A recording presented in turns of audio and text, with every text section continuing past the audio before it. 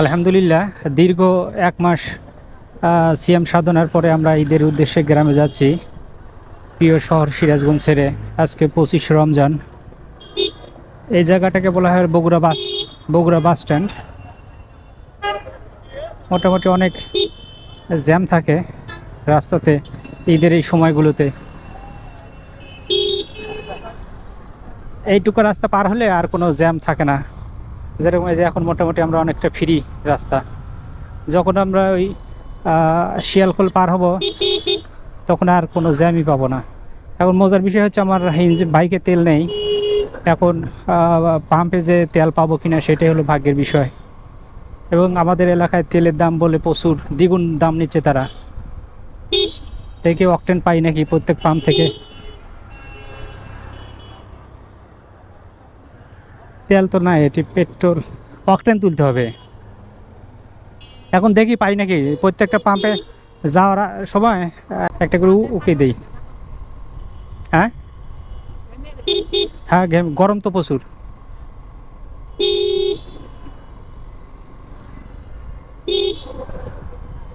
সামনে একটা পাম্প আছে, দেখি এই পাম্পে পেট্রোল পাই কিনা।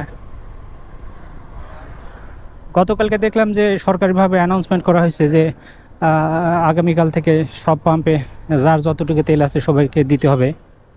এখন সিন্ডিকেটের বাংলাদেশ, এরা যে কী করবে সেটাই বড় বিষয়।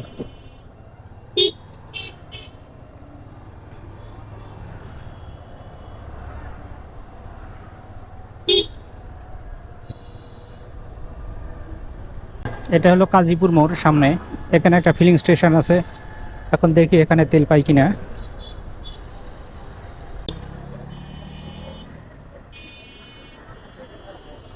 তেল মনে হয় বন্ধ, কি নাই, তেল টেল নাই, দিচ্ছে না। কে সরকারিভাবে না ঘোষণা করছে আজকে থেকে সব পাম্পেই তেল দেবে।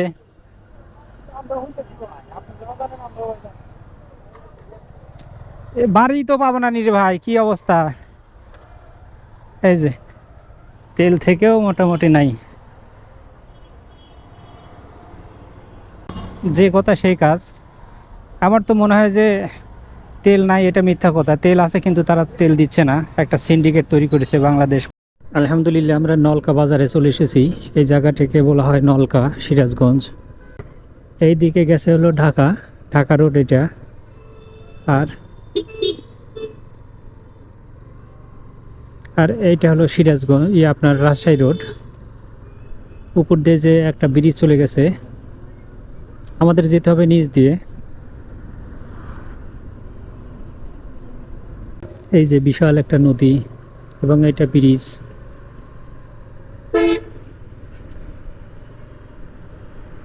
ফুলজোর, সম্ভবত ফুলজোর নদী নাকি।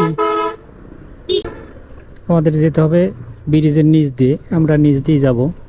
এই নদীটার নাম কি? আমরা এখন যাব এই দিক দিয়ে, হাইওয়ের উপর দিয়ে না যাই বাচ্চা কাচ্চা নিয়ে।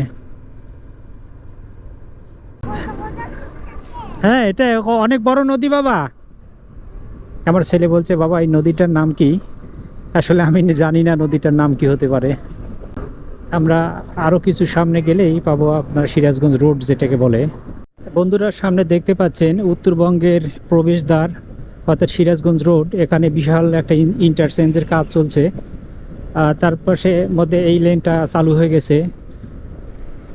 ড্রোনের মাধ্যমে হয়তো পুরোটা আপনাদের দেখানো যেত, যেহেতু অ্যাকশন ক্যামেরা কতটুকু উঠছে বুঝতে পারছি না।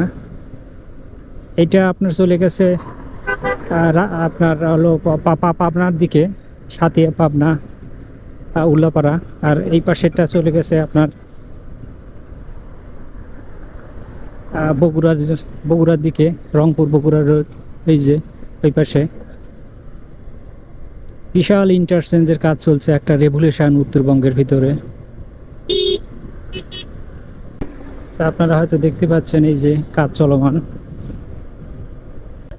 এখান থেকে আপনার দক্ষিণবঙ্গের গাড়িগুলো যায়। ইন্টারচেঞ্জের কাজ উপর দিয়ে হয়নি জন্য আমাদের যেতে হবে এখন নিচ দিয়ে, ডান পাশে। আমাদের আগে যে যাওয়া লাগতো পিছন দিয়ে, এখন যাওয়া লাগবে সামনে দিয়ে, অর্থাৎ রাজশাহী রোডে যেতে হলে ওই যে সামনের দিকে ডান দিক দিয়ে ঢুকতে হবে আমাদের। এটাই ভালো হয়েছে আমি মনে করি, কারণ ব্রিজের ওখান দিয়ে হুট করে একটা গাড়ি আসে, আমি সেটা দেখতে পারি না। এখন আমাদের যেতে হবে ডান দিক দিয়ে, এই যে রাস্তা রাজশাহী রোড, এখানে সিএনজি স্ট্যান্ড আপনার তারাস, এই মহিষলুটির এদিক দিয়ে যারা যাবে তারা এখান থেকে উঠতে পারে। সামনে আর একটা স্ট্যান্ড আছে, আমি দেখাবো ভিডিওতে। এই ইন্টারচেঞ্জটা হলে সিরাজগঞ্জের প্রবেশদ্বার এবং একটা সৌন্দর্য বর্ধন হবে, বিশাল একটা এরিয়া। এই যে এই দিক দিয়ে আগে আসতাম, এই যে আমি মোটামুটি ক্লোজলি চলে এসেছি আমাদের যাওয়ার রাস্তায়। যখন ইন্টারচেঞ্জ উপর দিয়ে হবে তখন সোজা ওই দিক দিয়ে চলে যাইতে পারবো আমরা, তখন এত ঘুরতে হবে না আমাদের। মোটামুটি কাজ অনেক দ্রুত হচ্ছে। দুঃখের বিষয় হলো তেল পাবো কি না, আমার 2 দাগ তেল রয়েছে এখন। প্রথম ফিলিং স্টেশনেই পাইনি। এদিকে আমাদের রাজশাহী, এই যে চলে যাচ্ছি, আর একটু সামনে গেলেই আমরা মেইন হাইওয়ে রোডে উঠব। এই যে এখন আমাদের রাজশাহী রোডে উঠলাম, এই যে আমাদের রাজশাহী রোড। এই যে দেখতে পাচ্ছেন লালন শাহ, যশোর, খুলনা, নাটোর, রাজশাহী, সোনা মসজিদ। এই যে ব্যাটালিয়ান র্যাব 12 সদর দপ্তর সিরাজগঞ্জ, অনেক বড় একটা এরিয়া। সিরাজগঞ্জ রোড পার হয়ে আসার পরে রাজশাহীর এই রোডটা মোটামুটি পুরোটাই ফাঁকা। এটা সাইড রোড, এই রোডে খুব একটা জ্যাম থাকে না, এবং চারপাশে ধানের ক্ষেত, এপাশে ধানের ক্ষেত, পরিবেশটা দেখতে অনেক সুন্দর লাগে। ফিলিং স্টেশনে কোথাও তেল নেই, কি একটা সিন্ডিকেট অবস্থা বাংলাদেশ। এই জন্যই গো সারোয়ার ডেইলি ভাই কোথায় কোথায় বলেন সুদলিং পং বাংলাদেশ। এদিকে প্রচুর পরিমাণে পুকুর, শুধু পুকুর আর পুকুর, যত দূর চোখ যায় শুধু পুকুর। আবাদি জমি কেটে তারা পুকুর বানিয়েছে।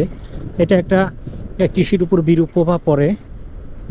যদিও মৎস্য চাষে প্রচুর পরিমাণে লাভ, কিন্তু কৃষির উপরে একটা বিরূপ প্রভাব পড়ে। বিগত সরকার এবং বর্তমান সরকার আবাদি জমি খনন করে পুকুর করার প্রতি বিশাল একটা নিষেধাজ্ঞা করেছে, কিন্তু কিছু দস্যুরা আছে, এগুলো উপেক্ষা করে নেতাদের ধরে ধরে তারা এখনো পুকুর খনন করতেইছে। এই যে খালি পুকুর আর পুকুর, কত জমি, শত শত বিঘা জমি তারা পুকুর করেছে। এপাশেও তাই, এপাশেও দেখতে পাচ্ছেন খালি পুকুর আর পুকুর।